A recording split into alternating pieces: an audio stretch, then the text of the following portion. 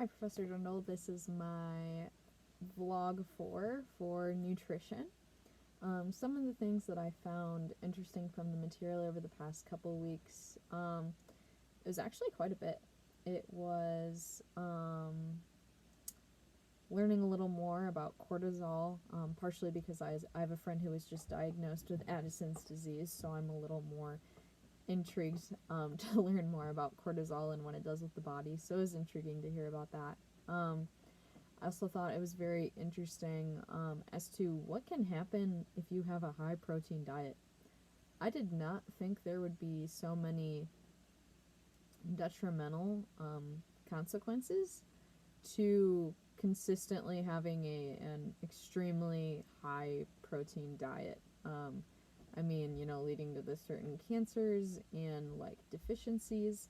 And I also thought it was interesting too, talking about processed meats, because I always kind of had wondered if processed meats could kind of cause certain issues too. And I kind of realized that when one of my cousins got pregnant this summer, and I learned that she was told not to eat processed meat because she was pregnant. And I did not realize that that was a pregnancy recommendation. So I thought that was very interesting. And then one thing that kind of strikes me as a question, I'm always someone who's kind of thinking big picture, but when it comes to the processes of metabolism and our citric acid cycle, beta oxidation, like just our creation of ATP, I always wonder to myself, how did we figure all of this out? I think it's just so incredible that we as people have this capacity to learn and to create and to come up with ways as to how we can learn things.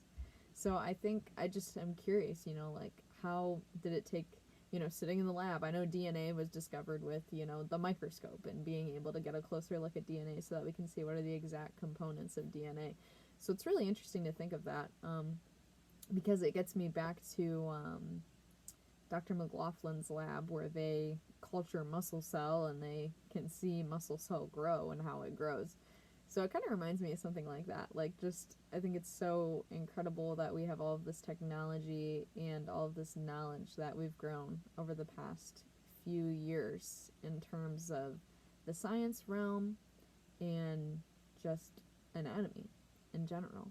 So I think it'll be really interesting to see what kinds of new technology we can, gain over the next, however many years, and what the new things we can learn from that and those new discoveries that will occur.